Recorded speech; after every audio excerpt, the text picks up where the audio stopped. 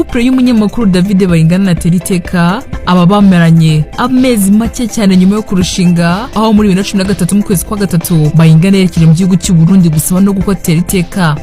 Baza gushyingiranwa mu kwa gatanu k'uwo mwaka nyuma y'amezi 3 barushinze. Iyi couple yaje kwibaruka umwana w'umuhungu, ariko bikwikirwa n'amakuru yavuga ko umwana y'abataruwa Bayingana, bamwe bavuga ko yari umuzungu Teriteka yarabyaye.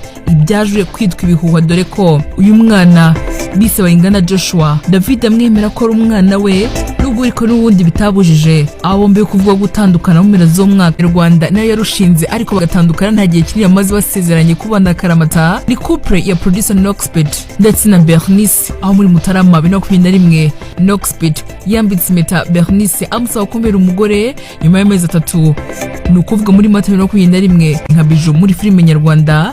Nayo n'indi couple by'abana nyarwanda yatandukanye nta gihe gishize basezeranye imbere y'Imana. Lionel Sentore na Bijou bakoze ubukwe kuwa 8 Mutarama 2022 nyuma y'amezi atageze no muri 5. Hahita hatangira kuvugwa amakuru y'uko ngo batandukanye. Icyakora cyo bose mu biganiro binyuranye bagiye batanga bakajya bagenda bakwepa ayo makuru, nubwo ariko bagiye banga kugira icyo bavuga. Amakuru ahari nk'uko tubikesha ikinyamakuru Igihe ahamya ko iyi couple yatandukanye hanashize igihe kinini cyane, ko n'umwana Bijou aherutse kwibaruka atari umwana wa Sentore, ahubwo ngo ari uwo mukunzi we mushya.